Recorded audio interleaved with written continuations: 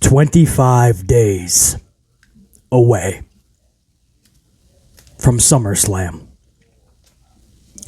25 days away from the second biggest event in World Wrestling Entertainment's calendar year. 25 days away from the second grandest stage of them all in this company. And what are we getting? What are you getting? It's rhetorical. The answer? Nothing. Nada. Zilch. Zero. Nine. You're getting nothing. In past years, for SummerSlam, you may have gotten the bare minimum from creative or lack thereof. This year, they lowered the bar even more to nothing. And there's nobody that can tell you different. This is the Amped Up Podcast with BC Amplified for Tuesday, July the 11th, 2023, featuring the Monday Night Raw review for 7/10/23. Just last night's show, 3 hours that produced nothing for SummerSlam. You start the show with Buffalo Wings McGillicuddy, the world champion, no more than a participation trophy award winner, eating buffalo wings to kick off the show because they're in Buffalo.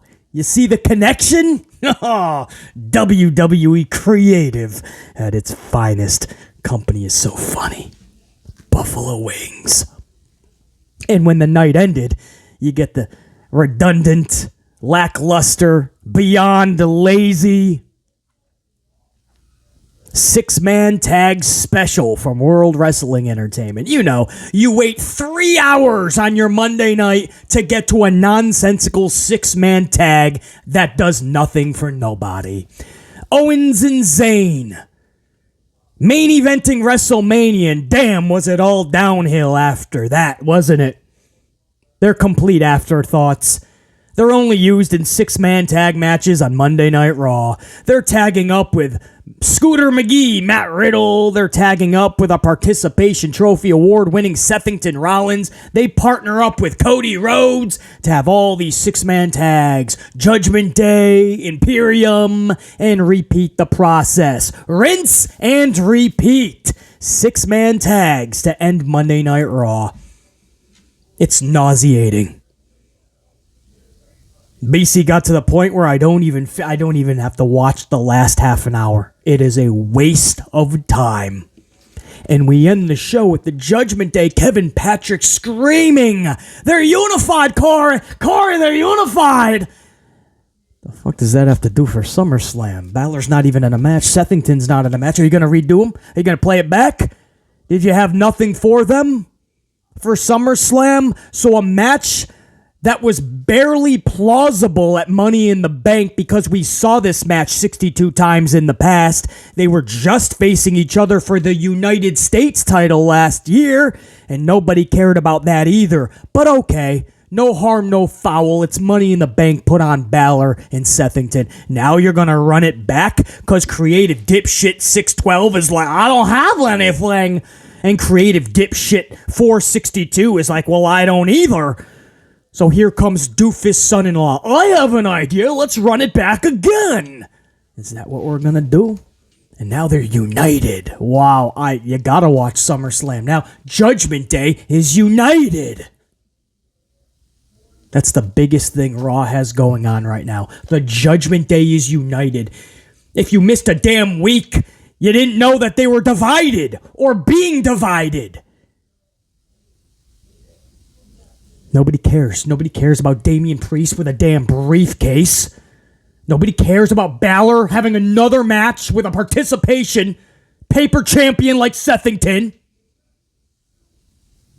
And nobody's going to care about Rhea Ripley versus the Raquel Rodriguez. Raquel Rodriguez. No reaction McLaughlin herself. Who's in a tag team, by the way. I believe has a title in the tag team. But she's going to be catapulted to a SummerSlam title match because the company has nothing else. They don't think about this. Yeah, this is the Amped Up podcast where you're not going to be BS'd. We're not going to sugarcoat.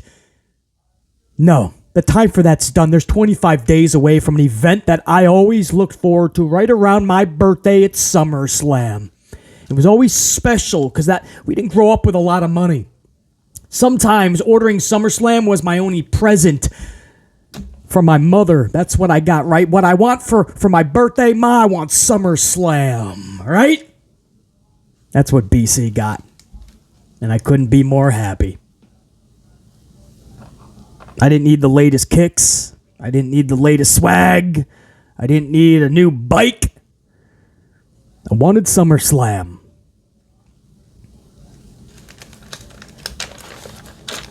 That's the thing, basically, you get told, right? Basically, you're not looking at it through the lens of a kid, man. We grew up watching pro wrestling as kids. I think you're losing focus of that, basically. Oh, let's talk about it. Come on, let's talk about it.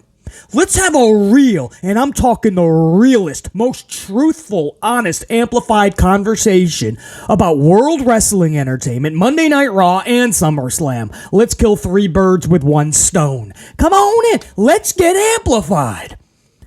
Seriously, grab a beverage, kick up your feet, or maybe go on a long drive, go on a run, go do errands, keep the earbuds in, because this is a podcast where we're going to have a truthful discussion. Let's talk about a lot. Let's talk about this Monday Night Raw and what it did or didn't do for SummerSlam. Let's talk about SummerSlam. Let's talk about this company as a whole and how much it does not care about you anymore, the fan, the consumer. It doesn't. Let's talk about it. You don't see things through the lens of a kid, basically.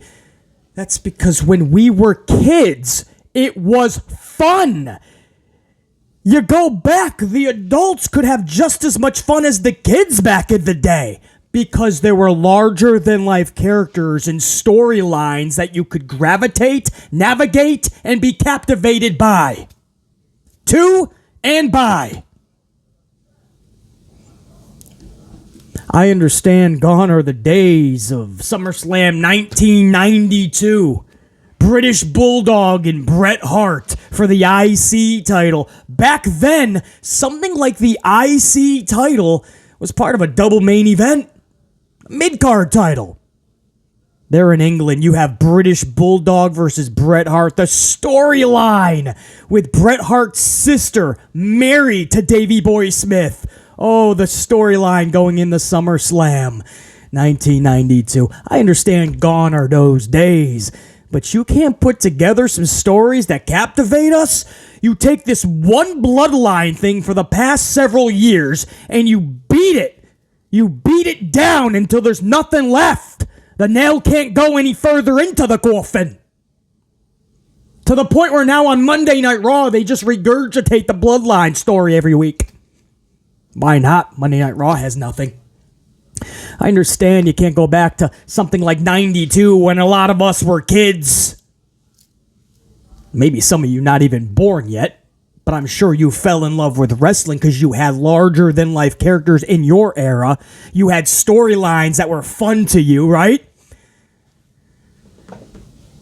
I'm just picking SummerSlam 92, top of my dome piece, when you say we're not looking at it through the lens of kids. Well, when we grew up, the product, the company was doing good work. They were going to work, and they were putting in the work, and they were doing good work. That whole card, man, was fun. It wasn't just Bulldog and Bret Hart. SummerSlam 92. On that same card, you guys remember Ultimate Warrior versus Macho Man Randy Savage. And not just for a match, the storyline, guys. The storyline, Mr. Perfect said he signed a deal with one of them. Both faces, by the way. He signed a deal. One of them has turned to the dark side with Perfect and Nature Boy Ric Flair.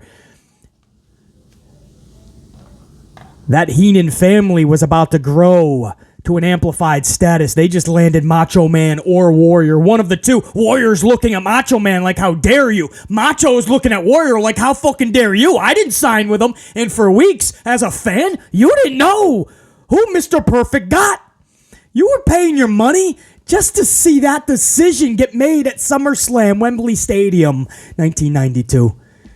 That was the same card as the Bret Hart Bulldog storyline with Diana Smith. And now you have Mr. Perfect. Heenan, Ric Flair. Who did they get? Warrior or Savage? That was the same card. Guys, the undercard. The fucking mid-card matches. Rick Martel versus Shawn Michaels on that same card. The story. Shawn Michaels was trying to get Sensational Sherry, the manager of Rick Martel. Shawn Michaels was trying to get Sensational, grab her, steal her from Rick Martel in the weeks leading up. In the months leading up. And I don't want to spoil too much if you've never seen that card, but let's just say when it's all said and done, Sensational Sherry, one way or the other, winds up in the arms of the Heartbreak Kid. The storyline. Money Incorporated versus the Legion of Doom. When tag team wrestling felt like it. And you wanted to see tag team matches. Because the tag teams meant something. You know, that's one of the excuses that's so redundant and so stupid. You gotta look at it through the lens of a kid, basically. That's when we all started watching. Do it then. Do it. Remember when you were a kid and remember what you were getting. Now look at this. What is happening for their SummerSlam? What? Zoe Stark is beating Becky so that Becky and Trish can have a meaningful match at SummerSlam. Zoe beating Becky is supposed to get fans and the kids excited to see Trish and Becky again. Okay, I got you. Cody and Brockton, right? Brockton Lesnar versus Cody Part 3. Kids, because they like Cody's weight belt, man.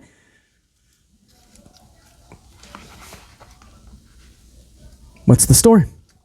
Oh, that's right. Cody on live TV last night had to regurgitate what the story is when he said, and I quote, he's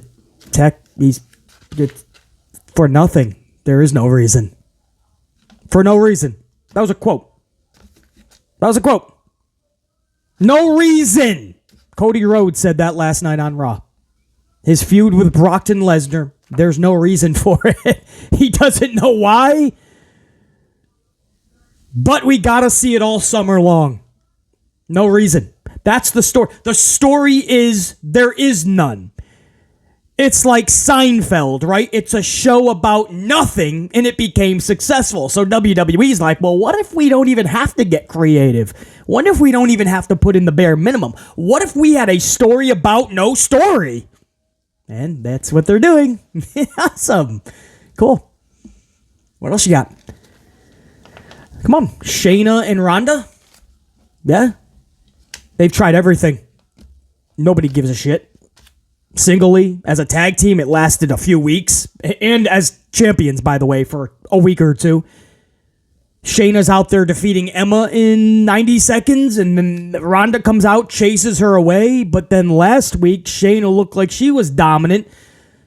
And this gets what? Who gets excited about this for SummerSlam? Drew McIntyre comes back after all this time off. He should be something special. Instead, he's more of a goof and a clown than he was before. Doing this stupid shtick with 420 McGillicuddy, Scooter McGhee, himself, Matt Riddle. I thought it was really bad with RK Bro because I didn't think Randy Orton was best utilized with this dude. It gets some laughs. makes people laugh, and you get the 420 shtick, but Randy Orton is so much better than they tie down in these comedy segments. But no, I was wrong. It got worse. They stuffed Drew McIntyre in there. McIntyre comes back. Man, you got a second chance at a first impression. Come back as a heel, take out Sethington, build a match that we care about. A heel Drew McIntyre versus Seth. It's a match I've seen 212 times in the past, but this could be special. Heel Drew, and he turns heel in London, of all places, when he came back. How special. No, they have him come back, and he's right back where he is, where he was when he left off, right? Fucking Gunther, IC Championship. He's right back where he left off when he left with Gunther and the IC Championship. So you saw McIntyre going for the IC title at WrestleMania. Now you're going to see it again at SummerSlam.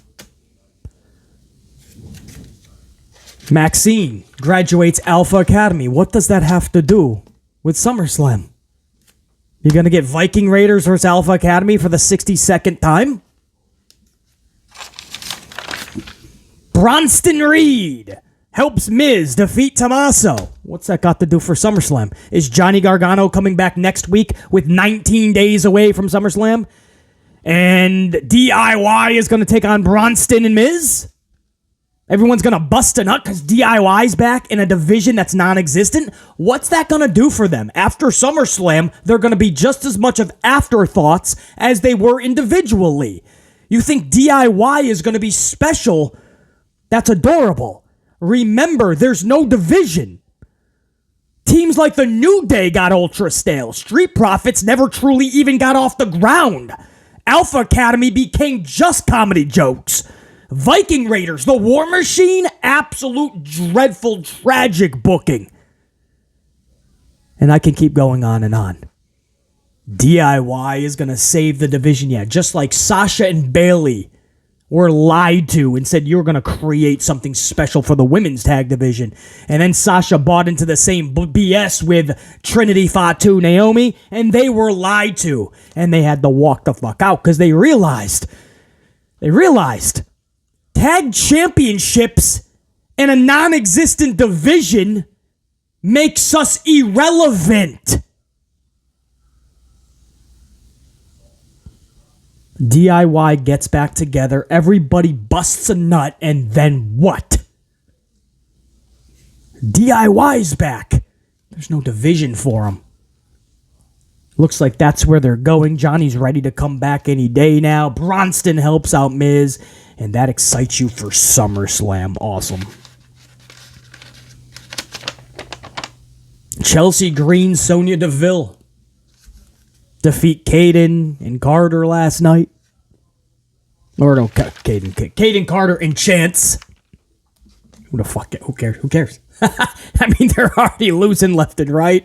They're afterthoughts already, and they just debuted a good match with Shayna and Ronda on their debut, and now they're out there squirting water guns in their entrance and losing 2 minutes later to Chelsea Green and Sonya Deville. And I don't even think that tag match is for SummerSlam, by the way. That was for another match with Chelsea and Sonya versus Raquel and Liv, as if we've never seen that in the past.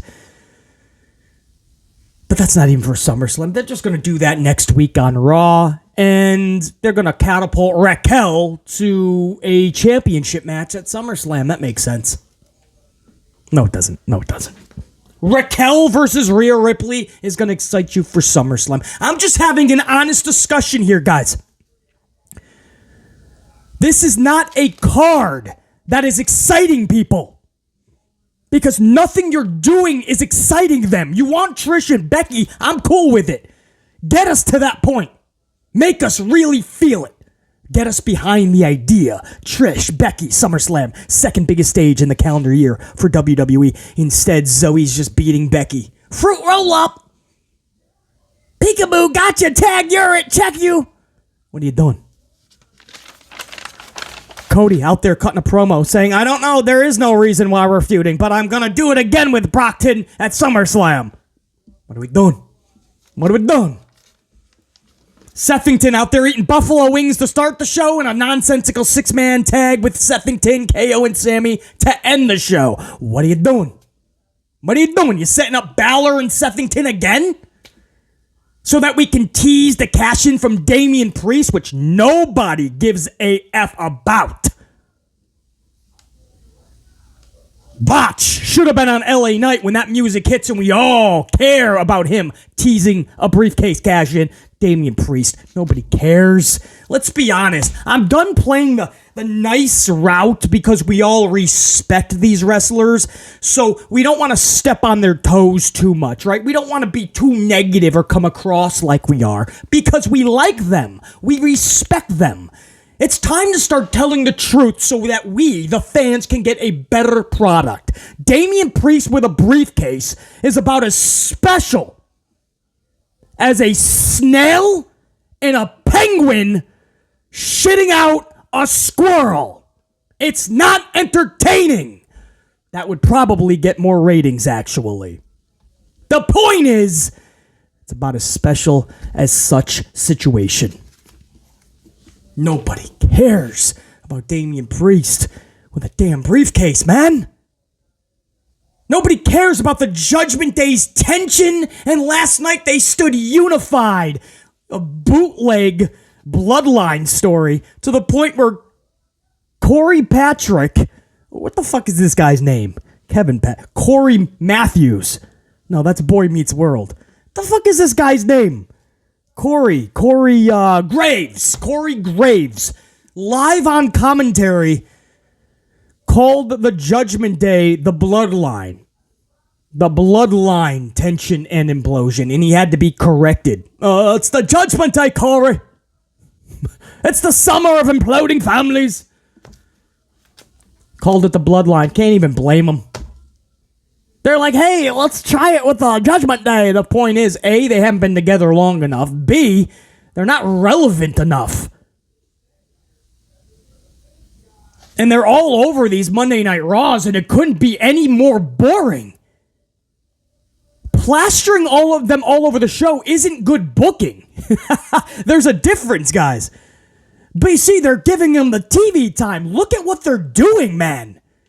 Look at what they're doing out there. None of it matters. When 3 hours of Raw is over, you have gotten nothing to look forward to, and nothing was done that had any relevance. Do you realize that? Do you guys realize that Raw went off the air last night, and there was nothing of relevance going forward? Nothing. If you call any of this story progression, it's the bare minimum at best, and downright criminally tragic at worst. And I'm leaning toward the latter. Logan Paul Ricochet was probably the highlight of the night entertainment-wise for BC. Think about that, please. Logan fucking Paul was the highlight of a 3-hour WWE show in 2023. Logan Paul! Logan Paul!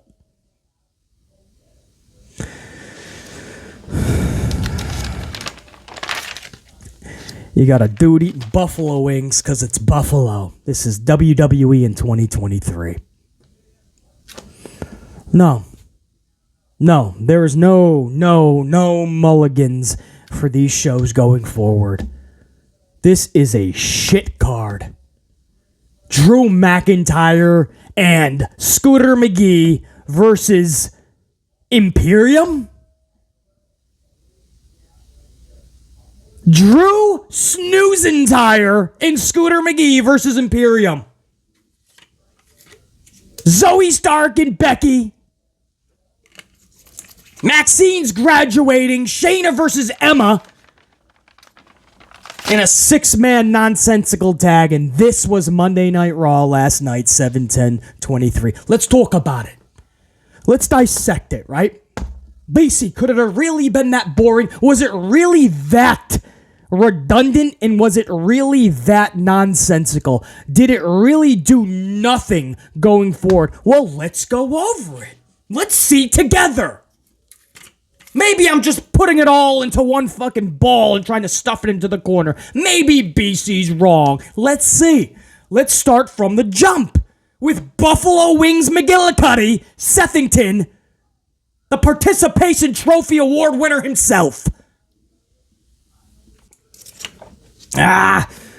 Smash that up on your way in, man. I know we're a half an hour into this thing, but I forgot to even mention that, but you should know already. When you come on in, get ready to be amplified. You start the process by smashing that up. Give it an absolute badass, devastating Batista bomb or a super kick that nobody's getting up from, right? It's one of those HBK super kicks that's a finisher, right? Not like today's super kicks where you deliver 116 and they pop up at 2.5.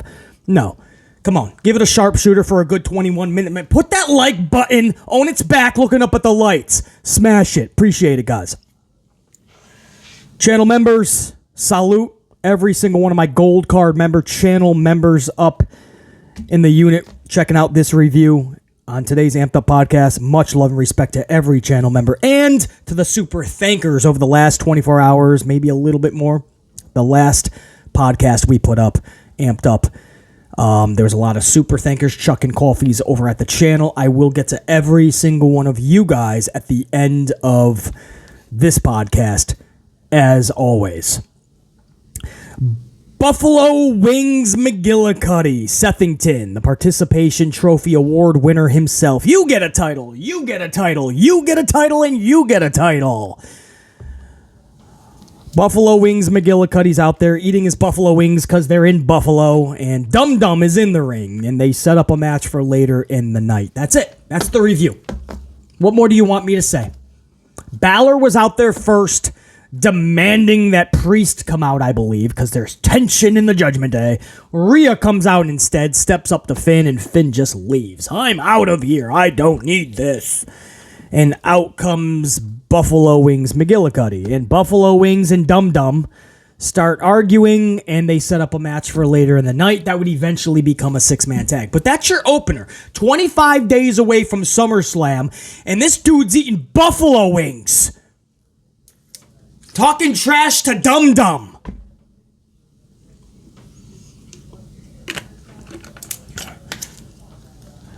Then we go into the first match of the night. Drew Snoozentyre and Scooter McGhee versus Imperium. That's right, Snoozentyre.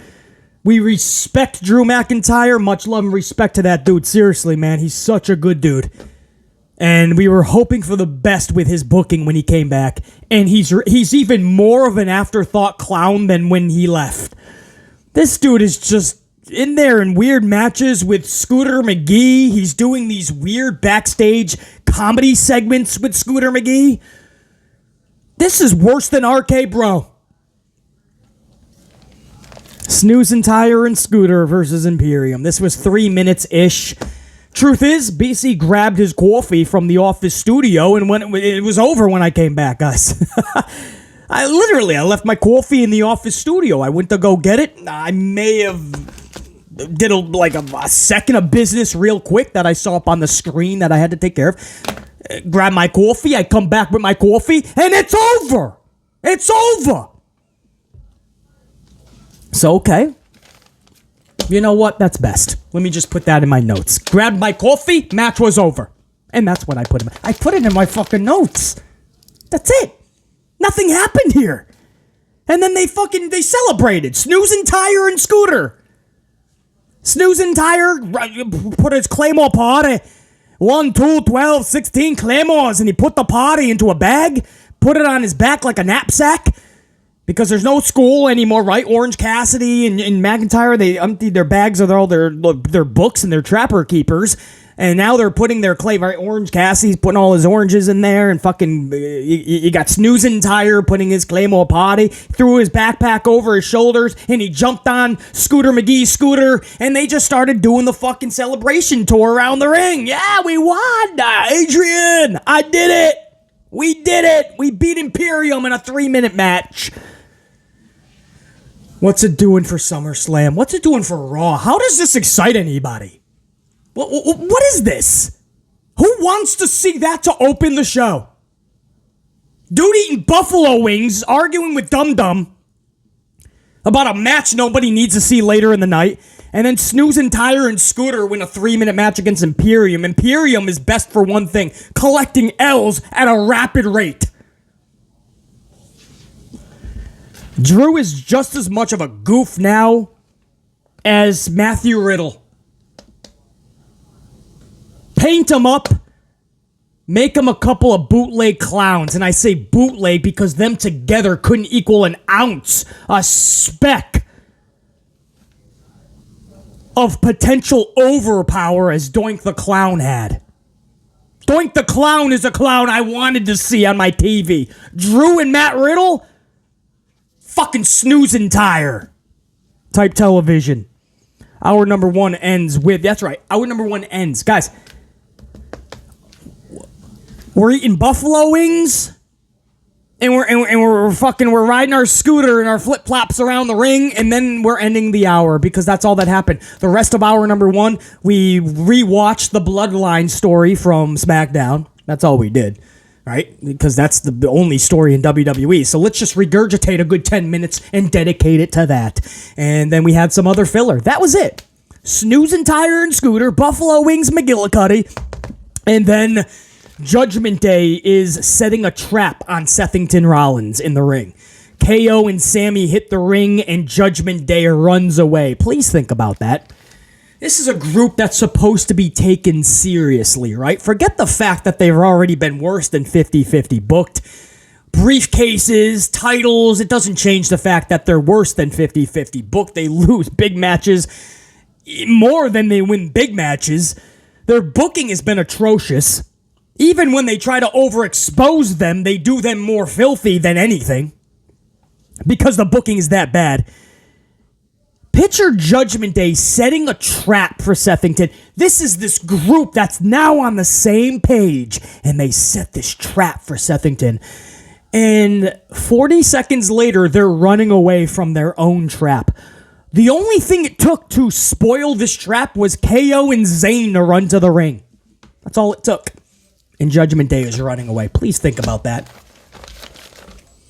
And then you wonder why people can't get behind Judgment Day when we wanted to. We're like, this group has potential. And they just run away, man. Run away. It's like Brockton, right? When Kevin Patrick is claiming that Brockton has never ran away from anybody like he ran away from Cody Rhodes last week. Do you not remember just 2 months ago with Omos? A couple months ago? He ran away from Omos. Omos took him over the top rope and he was like, fuck no, I'm out of here. Did you just forget about Omos? So you can't do that shit and then claim something else hoping that everybody forgotten about it or tried to forget about it. As much as we are trying, well, some of us, we don't forget that shit. And let's not forget that Cody was running away from Brockton after he beat him in Puerto Rico Backlash. He pins him, cheap by the way, and then he literally runs away as a face. This company is ass backwards, man. Judgment Day running away from their own trap. Awesome. Let me see more of Judgment Day, please. Let's put them in every segment next week. Put them in there with Snoozentyre and we'll get the best night's sleep ever. Speaking of snoozing, wait till you hear how hour number 2 started. And you may be shocked. It's like NyQuil having the reverse effect, right? You think you're going to get a good night's sleep because this motherfucker's on your television set, and all of a sudden, you're kind of interested. Wait till you hear how hour 2 started. Ricochet. Yeah, that's right, little Rico. All 4'2", $125 of them. Rico is out there with Logan Paul. Logan Paul's in the aisleway. Rico is in the ring. And they have a back and forth promo. The guys, this was so good. Hey, Positive BC is out for a second, man. Maybe the coffee is kicking in and BC's feeling a little better. He's going to give you some positivity on this show. But for this segment, I liked. Right, guys? Rico is not a mic guy, right? We all know that. Rico is not a mic guy, but Logan was so good that it brought the best out of Shay. He brought the best out of Shay. In fact, everything Logan Paul was saying, man, got a pop from BC. He looked at Rico and he said, if you think I'm going to be intimidated by a dude in the ring with a medium-sized button-up who's 90% forehead, it ain't gonna happen. He said, if you think I'm gonna be scared of a dude in the ring with a medium-sized button-up, he called his button-up medium size, so he's got the muscles out a little bit more. We all know those dudes, right? You get the smaller shirt, look a little bigger. Come on, bro. Stop that shit. Get comfortable. Get those larges, man. Or if you're a hefty dude, you can get the extra L's. Well, whatever. Give yourself some room, man. You ain't got nothing to prove until it's time to prove it. Don't be all show and no go, is what Logan Paul said. Your little medium-sized button-up, he says. Now, Rico does a cool flip, right? He used to do this in NXT. He literally just jumps right over the top rope, does another fucking I forgot what he calls it, something, I think, but just fucking, he does this Power Ranger shit, something you would see in the Power Rangers. And he lands right in front of Logan on the outside. Now, that shit's cool. When I first saw that in NXT, I was like, damn! I like this Ricochet. And then all of a sudden, Ricochet got to the main roster, and then the booking and his lack of mic skills, and it was just a recipe for disaster, man. He's just been a failure. An afterthought, and I just roll my eyes every time the dude's out there. But he did that cool flip, and Logan Paul takes his glasses off, and Logan looks up, and he goes, see? I mean, Logan Paul knocked it out of the park, Grand Slam status, guys. There was a home run derby last night, but the real winner was Logan Paul. So he takes his glasses off, and he says, see, that's what I mean. That was cool for TikTok. I'm not a TikToker. I'm a WWE superstar, and that doesn't work with me. Guys, it was so great. That was cool for TikTok. Guy, what the fuck, bro? I said, what the fuck, bro? That's what I'm talking about. That was the best part of the night. Flat for BC. And if you didn't catch Raw, I don't blame you. And based on this review, a lot of you guys say, BC, I don't watch the show. I just listen to your reviews. If you're really high on the show, I actually go back and watch BC. If you're not, I know I missed nothing. So, trust me when I say you missed nothing on this show. However, if you are going to watch a clip, guys, check this out. Logan Paul, Ricochet. Ricochet, to his credit, he's not good on the microphone. He's just not. And last night, I'd be hard-pressed to say he was even good, but it was a good interaction, man. Logan brought the best out of Ricochet, and I think they're going to do the same thing in the ring. But promo-wise, man, Ricochet just, he really took to heart what Logan Paul said on his podcast, called him unprofessional. You could tell that really irked a lot backstage, but Paul Levesque loves Logan Paul. Shmoz McGhee, Pinocchio Pussface himself, man. The doofus son-in-law, the husband of Stephanie McMahon, loves Logan Paul. The one that re-signed him, actually. He wanted Logan Paul back so badly. And it didn't matter how much heat was going to be on Logan Paul. He was going to have his spot reserved. But you could tell they really wanted to highlight that because that really did ruffle feathers, and they wanted Ricochet to address it because that caught a lot of fire in the IWC, man. A lot of people calling Ricochet unprofessional because Logan Paul called him unprofessional because he said that botch at Money in the Bank was caused by Ricochet. Doesn't matter who you believe or not, man. When somebody like him gets called unprofessional, Ricochet calls that out, and you really sense that there was a little bit of frustration there. For real, man. Don't you ever talk about Ricochet like that again, and he drops the mic, and that's when he does the flip. It was the best part of the night. If you're going to watch a segment from last night, guys, and you didn't watch the show, that's the only one that I would bring you to. Speaking of clips on the tube machine, do you guys realize, listen to this. Oh, you're going to listen to this statistic when you think that BC is just ranting just to rant, right? BC has become one of the premier ranters on the platform just to rant. It's for clicks and views. No. Listen to this, man. LA Knight. The dude I've been ranting about his not just poor booking, but no booking. They keep him off shows nowadays. The guy who's most over than anybody right now, lightning in a bottle, and they're just keeping him off pay-per-views, keeping him off Madison Square Garden SmackDowns. So I've been ranting for justified reasons to an amplified status, by the way. His dark segment from before SmackDown went live, that's how they used him. They just brought him out there with Hit Row. just so the crowd would shut up for the rest of the show, so that when they're live on TV, they won't chant LA Knight. So they put LA Knight on before the show. So us at home, SmackDown, we never saw him. The most over guy, organically, just a few weeks before SummerSlam, and they kept him off SmackDown. No spot right now for SummerSlam. Awesome. But do you guys realize that dark segment, WWE was catching a lot of heat for keeping LA Knight off of SmackDown. So they put that up on their WWE.com or on the tube, whichever it is. They put the video up, just a little clip of LA Knight taking out Hit Row. Just to say, hey, I mean, we're still using him, just not on the show so the world can see him. But here it is, in case you wanted to. Do you guys realize that is well over already? That was just this past weekend, Friday. It's already well over 1 million views. It's headed toward 1.5 million views already. Yeah, there's a demand for LA Knight. Yeah, but the company keeps saying no. Anyway, I'm sure a lot what Ricochet and Logan Paul will do heading into SummerSlam will be a lot of those type of clips you'll be seeing on platforms like this. It's going to be up to them two working together for Logan Paul to truly see if he's right or wrong. Is this just clip material, or are we going to care about this match in full? I think it's got great potential. It's one of the only things at SummerSlam where I'm kind of like, this could work. That's how hour number 2 started. Ricochet, Logan Paul.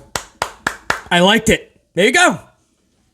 Man, he's so negative. This guy's so harsh. But you continue to watch. Why? Because you know, aside from the fact that I'm entertaining and knowledgeable, you know that I'm telling the truth. You know I'm telling the truth. You don't like me being so negative, possibly, right? And there's so much negativity in these reviews because the product sucks. They're making record revenue not because of the product. Look at how they're making their money. It's not the t-shirts you're buying. Or the asses that are showing up to the arena. That's the crowd that'll show up to any fucking show. They just want to go out and have a good time, man. You could put anybody in front. Put in Zach Gowen. You could put in fucking Dink the Clown. Anybody remember Little Dink? You could put in James Ellsworth. Put in Teddy Long. Holla, holla, holla, playa. And they'll fucking yell their lungs out in admiration, respect, and applause. They're not making their money because they're having an awesome product every single Monday night or Friday night. No, they're making it from Saudi Arabia, from Fox, from streaming services like Peacock. That's what they're doing, man. That's exactly what they're doing. So I'm negative for justified reasons, trust me. You give me something to be positive about, I'll be ultra positive. I liked this. Ricochet and Logan Paul. That was good. Give me more good. Give me shit that I forget that the remote's even in my hand. Make me just fucking forget everything else for a damn second because the story is good or I'm actually interested in the back and forth. Just make me feel that. That's what we're asking. We're not asking for much. This is what made us fall in love with professional wrestling. Nowadays, you get a certain type of fan. They come across channels like this. They expect me just to review everything and talk about how awesome everything is and how excited we are for SummerSlam. And we're all going to nerd out about pro wrestling. Well, if I come across as a pro wrestling nerd, you're probably reading the room a little bit wrong. Just not a wrestling nerd. I love it. I'm a pro wrestling enthusiast. You can now say pro wrestling analyst. That's fine. Self-made, by the way. Through a lot of hard work, knowledge, due diligence, research, and a whole hell of a lot of gift to gab and entertainment factor. But no matter what you call people like BC, we are fans. We love this. But we don't have to nerd out about it and claim that everything is awesome. No. If you truly love something, be honest about it. If you show up to a Knicks game and they're fucking 10-70 is their record. 10 wins, 70 losses, and you show up to Madison Square Garden and they're losing by 60 points, you're probably going to boo the Knicks out of the building. If the Yankees are getting their asses whooped by 20 runs, you're probably going to boo the Yankees out of Yankee Stadium. That's what fans are supposed to do. Show your support, voice your frustration. There's your positivity. It's there. BC's waiting to deliver it. Give me something to be positive about. Zoe Stark is up next. She defeats Becky Lynch via the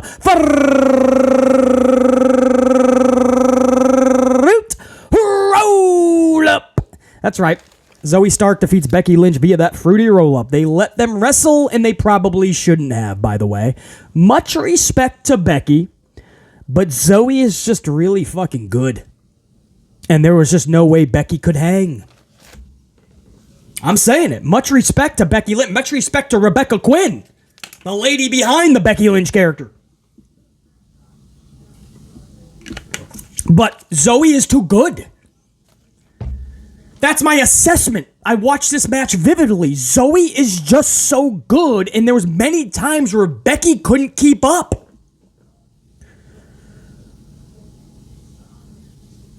Now, don't get it twisted. It doesn't mean Zoe gets a better spot than Becky in the future just because she's a better wrestler. No, it's still character and it's still presence, aura, mystique, reaction. Everything makes a pro.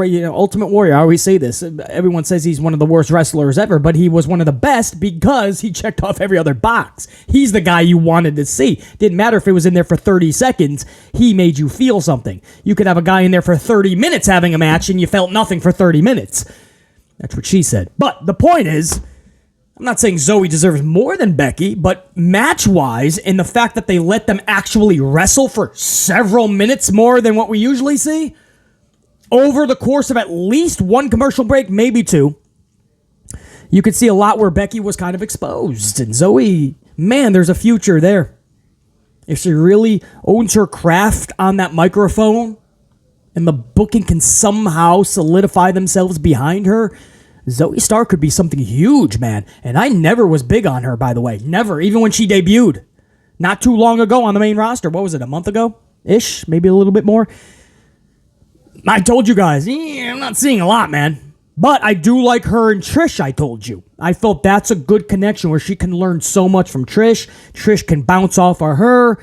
I wish the booking right now was better. Last night, if that's going to get us to Becky versus Trish at SummerSlam, a Zoe fruit roll-up victory, nobody's going to be interested in that. Nobody. Not, can't say nobody, Beasley. I'm somebody, and I'm interested, so you're wrong, Beasley. Thanks for correcting me. Awesome. I feel better about yourself. Awesome. As I said, nobody is excited about it. Think about that. I'm somebody, Beasley. I'm excited. No. Nobody. Nobody is excited about it. Think about that. You claimed you're somebody, I said you're nobody. Think about that. Because if you're lowering your bar to that's exciting you, man. Did you see Zoe beat Becky? I gotta see Becky and Trish now. I mean, Becky's gotta be so pissed off right now. Timmy, what do you think, man? What do you think she's thinking right now? She must be so pissed about that match last night. Oh, I'm telling you, Jerry, I know she is. She's probably fuming right now, talking to Adam Pearce, and she's trying to get a match for SummerSlam right now. I bet you, Timmy. No, I'm Jerry. You're Timmy. I don't even know. It's so exciting. I'm starting to lose track of who we are. I don't know. Coffee's hitting in, guys. I don't even know, man. Entertaining myself because this is what I have to work with. A fruit roll-up, Zoe over Becky. Next up, it doesn't get much better. Maxine's graduation from Alpha Academy with the Macho Man's theme music. That's the only reason I'm going to speak positive about this. I don't mind these segments. All right, you know what? I'll take it a step further. I thought it was kind of fun. Looking back at it, it was kind of fun. Should there have been more of a purpose in something big for the finale of the segment? Of course. Of course. You can't count on this company to do such. So you got a podium And Gable and Otis bring out Maxine. She's in her gown in the Macho Man. And the music is it's going. And before you know it, the crowd is on their feet. Yeah, because the cream rises to the top. And the Macho Man's at the top. Is that cool? Do justice now a little bit? Like Macho was like, yeah, we could have done a little better. We could have done a little better, BC. Yeah, a little bit better. Macho Man's theme music is playing because it's graduation. For those that don't know, that's the graduation theme. He just took it from what was already a graduation theme. But man, dude, we used to feel a certain way when that music would play out through the arena, and we felt that at home. And when you were in the arena, forget about it. But that music was blasting for Maxine, of all people, in a gown, and she gets to the podium, and she starts talking about how this is the most special day in her life, and she finally graduated. I want to thank Gable. I want to thank Otis. I want to thank Mom and Dad and little Sparkles at home, who I'll feed you when I get back.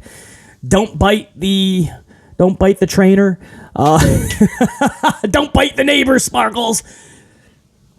She's acting like she won a Grammy or an Emmy. And Gable and Otis, they present her with an Alpha Academy graduation jacket. You know, one of those like varsity jackets from back in school, high school. And Van Halen, one of my favorite bands, not one of my favorite wrestlers, but Van Halen. Panama! Might as well jump! Van Halen. Anyway, taking you guys back to the 80s. Van Halen jumps Maxine from behind. Viking Raiders are in the aisleway. Like, yeah, get the jacket! And Van Halen grabs the jacket, Maxine's new Alpha Academy varsity jacket. And Van Halen is holding up a jacket. Now, it's kind of funny because these are Vikings holding up a high school varsity jacket. It just doesn't fit. But it's funny. The best part was Corey Johnson, or what the hell is his name? Corey Farvington? No. Corey Slaughterton? Corey Matthews. No, that's Boy Meets World. Corey Graves. Corey Graves. That's his name. Corey Graves is like this. Do I have my notes, or am I just going to have to remember this? No, I don't have it in my notes. So Corey Graves, he says, they cut to, after she takes the jacket, the camera cuts to Kevin Patrick and Corey Harrington, or Corey Graves, and Corey goes, this isn't, what did he say? This is intriguing. They have the jacket. Those things are hard to come across. Or something like that. Corey Graves was actually fun because he knew how stupid it was. The camera cuts to him, and he gave no fucks last night. Corey Graves was giving no. He was like he got into a fight with somebody, or he just didn't care. There was a moment, and we'll get to it, man, where Miz was taking on Tommaso, and Miz like had to take his chair because he was about to take some chops in Corey's chair from Tommaso, and Corey Graves just did not look like he was happy. And you see him in the background as Miz is getting beat up. Corey just has his legs crossed, and he's leaning up against the barricade with just a miserable face. You know, it's not like how they usually are, like, oh my God, wow, there's a brawl right in front of me, you know. Corey's just leaned up against the barricade. Legs were like crossed, like his foot was crossed over his other foot as he stands up. And he's just looking like it's the last place in the world he wanted to be, watching Miz and Tommaso. So they cut back after the Viking Raiders steal his jacket, and he's like, those things are hard to come across. The jacket, Kevin. It's a jacket. I forgot the word he used, man. It's a jacket. It's, oh man, that's going to bother me. I got to find, I'll try to remember what he actually said. It was funny. That's all. The best part of this segment was that. And now the Viking Raiders have a jacket, a varsity high school jacket. Awesome. Let's see if that fits around Ibar's fucking shoulders, which was another funny part last night. Otis was trying to put his varsity jacket on because Gable gave him his. And Otis, he's doing circles like a fucking dog having zoomies. And he's trying to put his Alpha Academy, and he can't fit in it. Otis got really big, guys. I'm actually a little bit concerned. I hope he doesn't look good in the ring. He looks like he gets winded really quick when he tries to do the WORM or whatever he calls it, the Caterpillar maybe it's called. He gets dizzy when he gets up. So I'm a little concerned. He is getting bigger and bigger, and he's trying to put the jacket on, and he's fucking waddling and twisting and turning, and he literally, man, literally looked like a demented dolphin having a seizure. Luckily, he was okay. I think he got most of the jacket on. Anyway, what are we talking about? I don't know. This is what we're doing. 25 days away from SummerSlam, and Vikings are stealing varsity jackets. Shayna Basler defeats Emma via Karafuda clutch. Basler defeats... That's all I have. Basler defeats Emma via the clutch. And that's all I remember. That's all I put in my notes. That's all I remember. It was like, guys, this was... What was it? Do I even have the time? 90 seconds, maybe? And then Ronda Rousey comes out to no react. How fucking sad is it that Ronda Rousey gets 0? When I say no reaction guy, and I'm a Ronda... I know this is unpopular here, but I always supported Ronda. I was a Ronda fan when she first got there because I was a Ronda fan in UFC. I love how she talked a lot of shit and snapped arms in the process. And she got to WWE. And I can't even begin to tell you how they butchered her. And the fact that she never got better on the mic. And her wrestling never really got better because she was never put in a position or a match where she needed to be. And there was too many gaps in her appearances. It never went right. Everything was botched from day one with Ronda. Do you realize it's got to take a lot of fuck-ups to fuck that up? It's easy. You bring her in and you have her talk shit. The same thing that Paul Levesque McMahon allows Logan Paul to do. Say whatever you want on your podcast. Expose the business, talk about the botches with Ricochet, call him unprofessional. Do what you got to do. It'll sell, hopefully, in the long run. Ronda Rousey, say whatever you want. And when you get in the ring, aside from swearing and shit, and of course there's got to be some boundaries, but just be that Ronda from the UFC. Talk shit naturally. Don't sound scripted. We're not even going to give you a script. This is your bullet point. Just hit these 2 to 3 things and just be Ronda. And then put Ronda in there and let her work. Let her just be naturally badass, because she actually is. Instead, she's dog shit in WWE. And that's coming from somebody who supported her from day one for justified reasons, because she was badass. And I know she still should be. You gotta really screw up every box needs to be checked off in the screwed up categories to mess this up. To the point, and Shayna's been messy. She's the fruit roll-up queen of the last several years. Most of Shayna Baszler's matches last only 2 minutes, and she's getting beat by a roll-up in nearly all of them.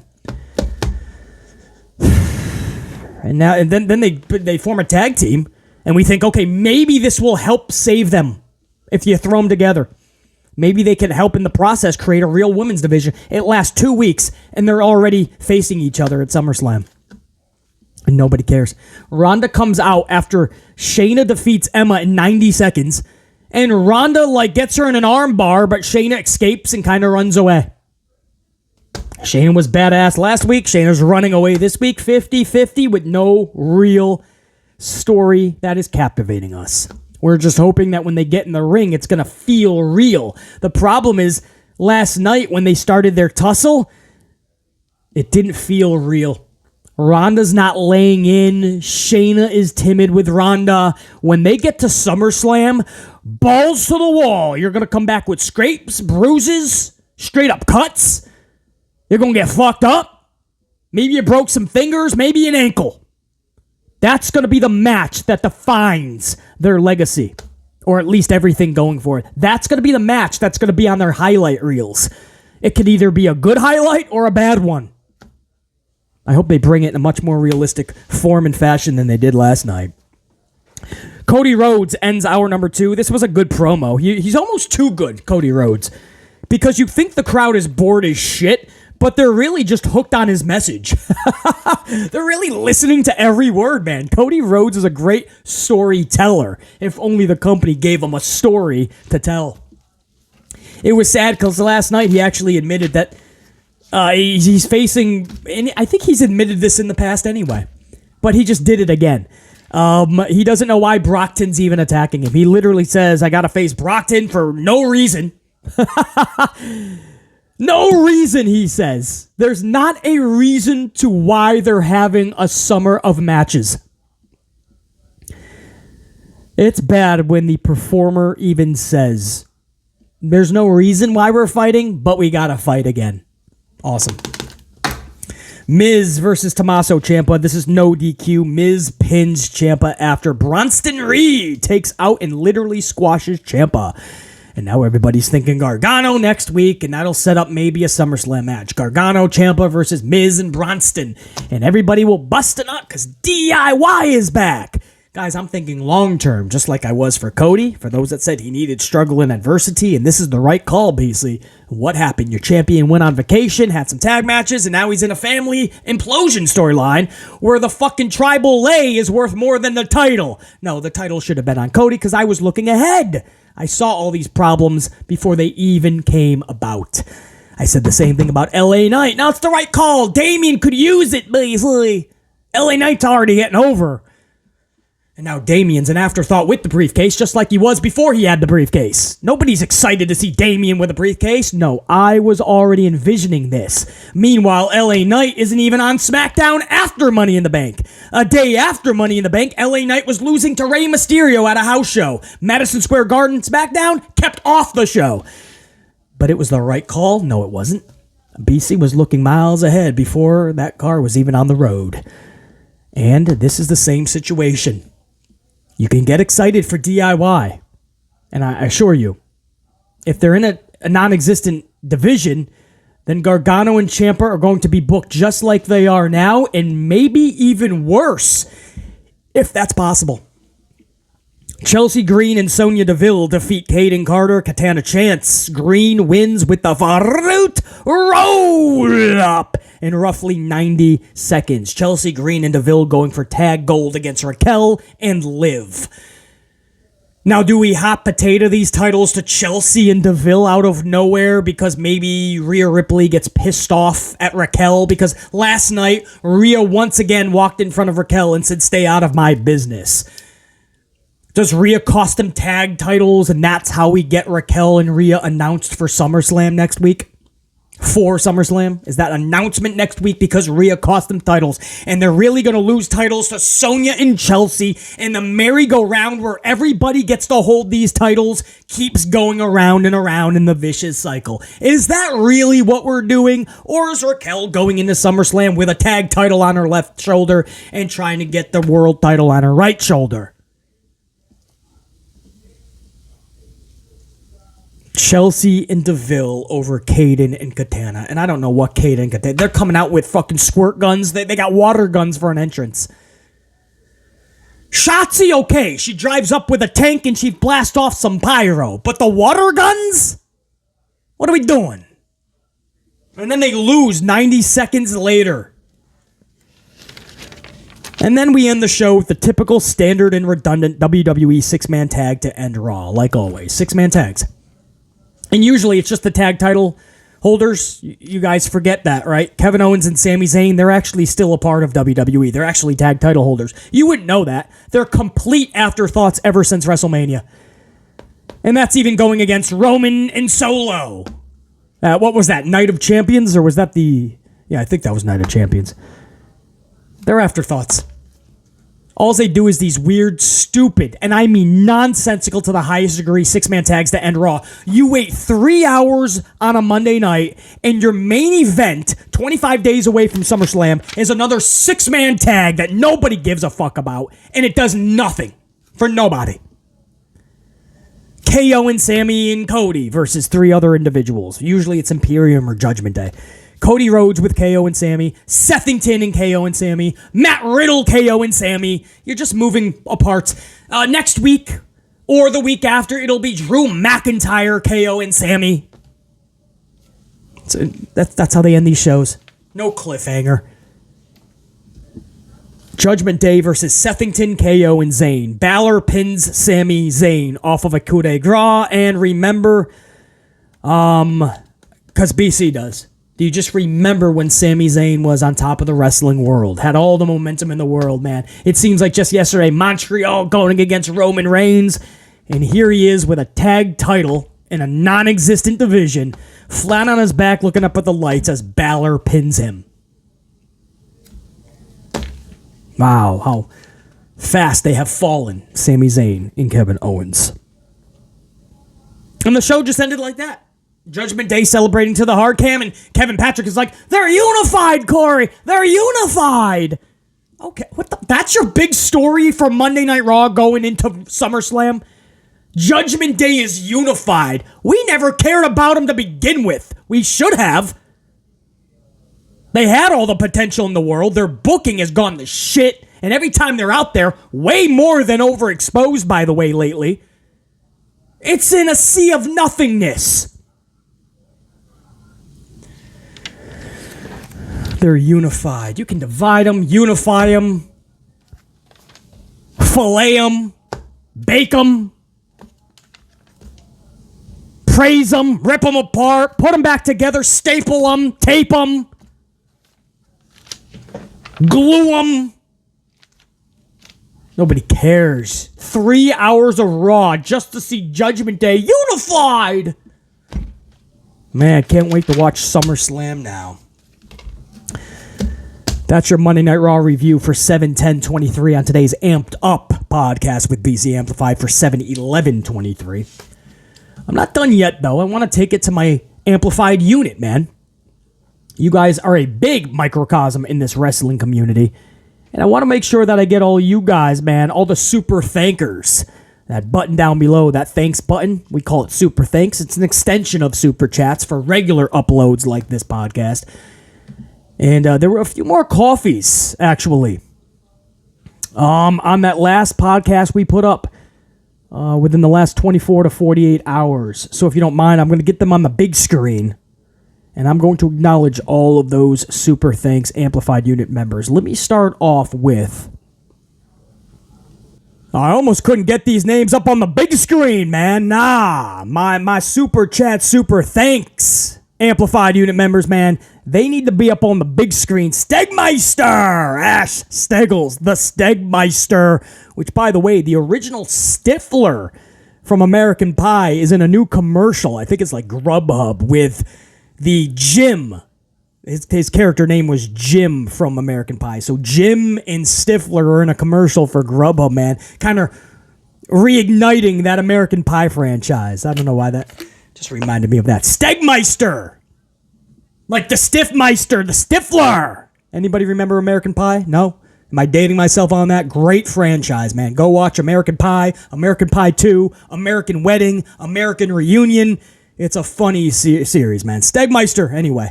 Let me get back to the subject at hand, man.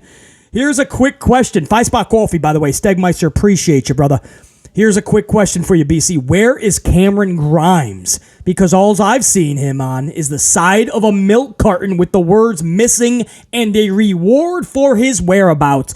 Stegmeister, I would not put it past this company to... Because LA Knight is doing this weird thing with Hit Row, and we know it's a numbers game. And WWE would probably have somebody like Grimes, because Grimes and LA Knight have history in NXT. They'll probably have Grimes help out LA Knight, and that's how we're going to catapult LA Knight. Stuff them in a tag team. That's how we're going to elevate Cameron. Stuff them in a tag team of a nonsensical. It's a non-existent tag division. Same thing I said about DIY. You could put Tommaso and Johnny Gargano together. It won't make a damn difference. You could put Drew McIntyre, Drew Snoozentyre, and Bobby Lashley together. And it wouldn't matter because there's no division. There's good tag teams that should be something and should have already made a division, but there's not. WWE doesn't give it the time of day. So I wouldn't put it past them having Cameron Grimes help out LA Knight. I don't want to think about that, but since you mentioned Cameron Grimes And it just dawned on me, I have not seen this dude in weeks. You're right. You'd have a better shot seeing him show up on a milk carton than on WWE programming. And it's just something that WWE would do, and I really hope I didn't put that bad mojo out into the WWE universe. Doofus son-in-law, right? Who I know watches every one of BC's vids. Doofus son-in-law is like, damn, that's a good idea. I gotta run it by my daddy-in-law, my tribal chairman. Daddy, tribal chairman, listen to this idea from the Amplified Man.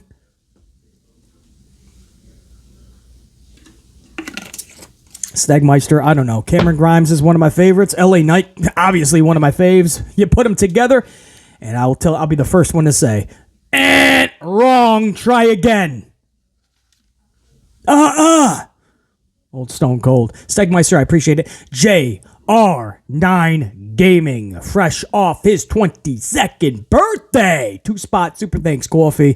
JR9 says, thanks for this, BC. Was a fantastic watch to end my birthday celebrations. The NXT report was covered perfectly. Loved hearing you react to it. Also, thanks again, BC, for the birthday messages from the stream on Saturday and this podcast. And finally, I have to give one more massive shout out to the entire Amplified unit for all of their epic birthday messages as well. This is a phenomenal community that I'm so glad to be a part of. Keep being the absolute best unit. Straight fire! Exclamation point. Let me smash the up on that, man. And how funny is it? JR9 just turned, I believe, 22. I was just your 22nd up on that, bro. So nearly a couple dozen people have already come across that comment and smashed that. So 22 for your 22nd. There you go, JR9 Gaming. I appreciate you, brother. And again, thank you for being the right-hand man and always right the fuck there when I got a question or I need something addressed immediately, man. JR9 Gaming does not BS. He doesn't waste time. And that's why he just catapulted, man, right to the top of the unit. I appreciate you, brother. I hope your birthday was absolutely amplified to the highest and biggest of measures, man. John Cena. 2-spot super thanks coffee. Wanted to get this in before the live. Yeah, we weren't able to do a live for Raw today. It's a straight up upload podcast, but a pre-record, we call it. But John Cena, even though we're not live, I'm glad I was able to catch this before we recorded. Wanted to get this in before the live, the record. I wish WWE wouldn't treat all their women like jobbers, because you can tell some of them are really trying to make this tag division work. Sonya and Chelsea are fantastic together, but that also goes to the problem with Raquel. You can easily have her be a dominating force as a brutal heel, even but until they give her, I don't understand. You can easily have her be a dominating force as a brutal heel, even but until they give her a gimmick. Oh, until they give her a gimmick, I guess? I don't even think Liv can get her over. Even though I didn't watch NXT back then, I feel like I knew more about her back then than I do now. Well, that's everybody. Yeah, nobody cares about Raquel. Why would you? Of course, she's probably a sweetheart of a person. We probably love her as a person, right? Ladies probably want to have a drink with her. Dudes probably would love to spend the rest of their lives with. Awesome. You're a great person. People want to be around you. We want the best in your career. That's why channels like this, we're going to be brutally honest so we can help you get there. Address those issues. But that's the problem. They don't book them correctly. There's no reason at all for anybody to care about Raquel right now with a tag title. Much less in 25 days at SummerSlam, the second biggest stage in WWE's calendar year. And we're supposed to care about Raquel going for a title? Doesn't make sense.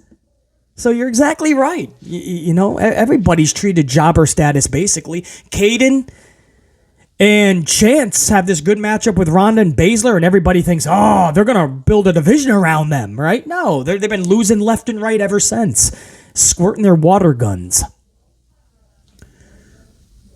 You know, Candice LeRae, I don't remember the last time we saw, or maybe it was last week with Indy Hartwell, which I totally just fucking surpassed somehow. And I love Indy Hartwell. If you blink, you missed Indy on Raw with Candice. Mia Yim, afterthought. Sarah Logan, Van Halen is stealing Maxine's varsity jacket as a Viking. I don't know what they're doing, man. Trish has her fucking mask back on to watch Zoe roll up Becky Lynch. Raquel is somehow going for the world title against Rhea Ripley at SummerSlam. Alexa and Carmella at home, pregnant, good for them. Probably the best place for them right now. Stay away from bad booking. What else is going on? Asuka is about to be done filthy at SummerSlam. I see it. Charlie Flair and Belair in a triple threat so Charlie can somehow find her way closer to 16. I don't know, guys. You're exactly right, John Cena. I wish I could tell you there's a little bit of light at the end of the tunnel for the women's division, but I would love to tell you that for the tag division for the women, the tag division for the men. I would like to tell you there's a light at the end of the tunnel for booking, period, in WWE, but I just can't do that. If I missed any others, guys, or they were from podcast before the last podcast, all apologies. I think I got everybody. I'm up to date. At the end of every podcast, I go over the fresh batch that I have of super thankses. So I appreciate the coffees, guys. Never needed. Always appreciated, but never needed. And I always want to make sure at the end of these podcasts that I give ample time to give a shout out and amplified acknowledgement, love, and respect right back to my super chat, super thankers, man. And to all my gold team, my channel members, man, the highest of levels of appreciation. To my entire red team, stay amplified. Just don't get amplified, right? Mojo, don't get hyped. We stay hyped. No, for real. Don't just get amplified. Stay amplified, man. Stay amplified. Those are the words I'll leave you with in this podcast. Until next time, and there will be a next time, Top Guy, BC, and I'm out. The Amplified Man saying check you. Peace.